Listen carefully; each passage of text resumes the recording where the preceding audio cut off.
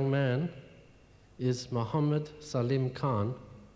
He is a lawyer, an academic, and a lecturer at the University of Durban, Westville. His faculty is law. Brothers and sisters, I'd like you to meet our chairman, Brother Muhammad Salim Khan. Brother Salim. Thank you.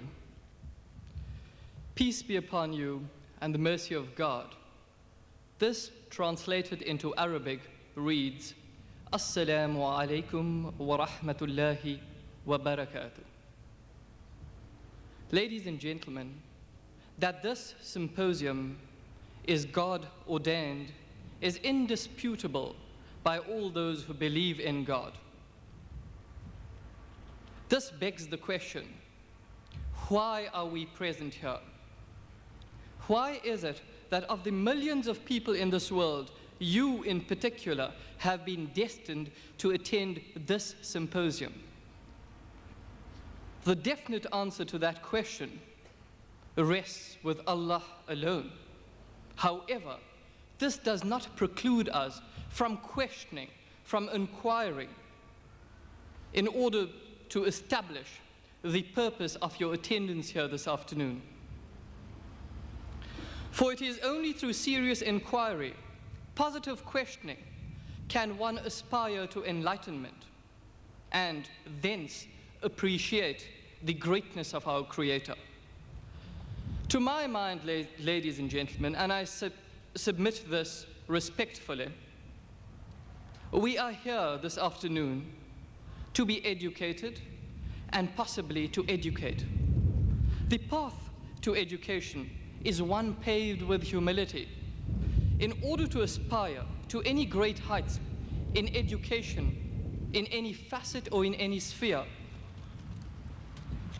one must be able to acquire certain characteristics. Firstly, one must be able to shed off the bondage of skepticism. One must be able to shed off the bonds of subjectivity. One must be able to analyze issues objectively. Ladies and gentlemen, that objectivity is important, is trite. However, immaterial how compelling an argument is, if a person does not want to accept, if he does not want to accept a conversion of his ideas or beliefs, he will not be converted. For Allah clearly indicates in the Holy Qur'an that it is for Him to convert ideas, it is for Him to convert ideals. I'm not suggesting, ladies and gentlemen, that one should reject or abandon one's innate beliefs. What I'm merely submitting is that one should not allow one's innate beliefs and one's subjectivity to prevent one from analyzing someone else's belief, from analyzing someone else's argument, even if ultimately it resulted in the rejection of this other person's argument.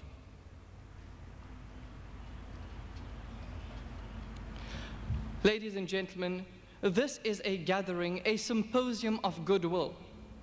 It is a coming together of different religions, Islam, Christianity, and possibly aspects relating to Judaism.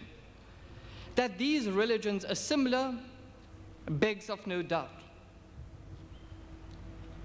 They are like peas in the same pod, yet they are characterized by certain differences. It is hoped that in symposiums of this nature, in conferences and in discussions, there will be a resolve effectuated to these differences.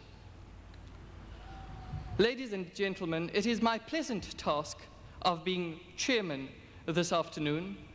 It is indeed our privilege to have with us this afternoon our very own Mr. Ahmed Deedat, an eminent scholar of religion, a person who is responsible for a number of publications, an author of publications, a person of international repute, one who has especially in recent days acquired great renown. It is also our privilege to have a visitor from Canada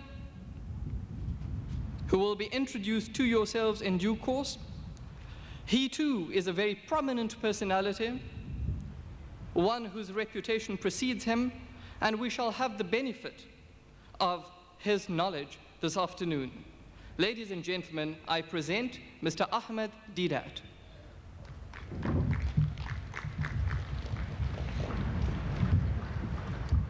Assalamu alaikum wa rahmatullahi wa barakatuh.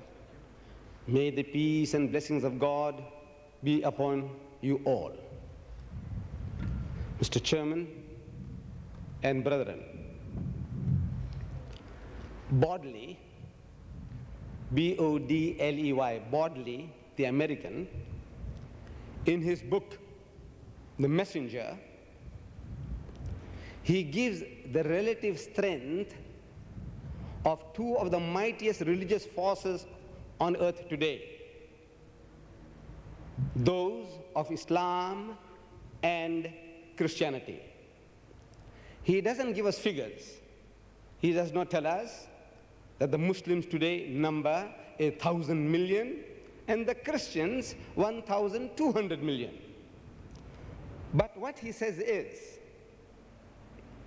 that these Muslims and Christians who are competing for the allegiance of mankind,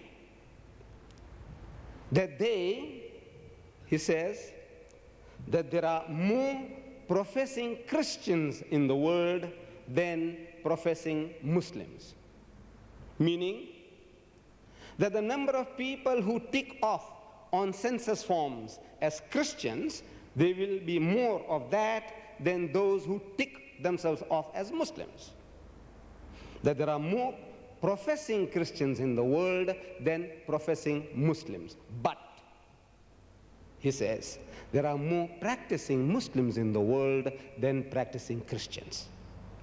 If I said this on my own account, blowing my own trumpet, would not have carried much weight. It makes me happy to quote an outsider, an American and a Christian at that.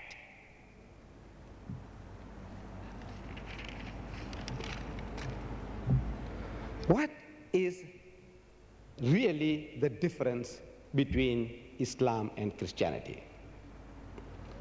I may share with you that Islam is the only non-Christian faith which makes it an article of faith for its followers to believe in Jesus. No Muslim is a Muslim if he does not believe in Jesus. What he is made to believe is that Jesus Christ was one of the mightiest messengers of God.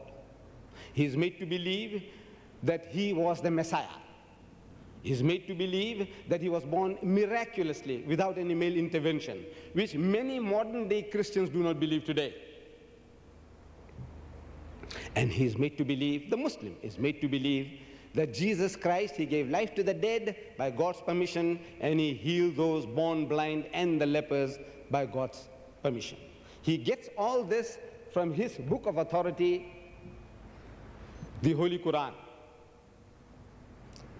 It is your privilege to get one. The NYM bookstall in the corner there, they are selling them for 5 rands each. 2,000 pages, an encyclopedia of 2,000 pages for 5 rands each. You will agree with me, this is very, very cheap. And if you can't afford it, Muslim as well as non-Muslim, you can write to the Islamic Propagation Center and tell us that, look, I'm earning 500 rands a month, but I can't afford a Quran, and you will get one by return post. Tell us why we should give you one for nothing. I'm not talking about the cultists, the born-again missionary. Look, he must pay for it, as we have to pay for the Bibles from the Bible house. But I'm talking about the general public. If you're interested in knowing the Quran, and if you can't afford it, write for one and get one free.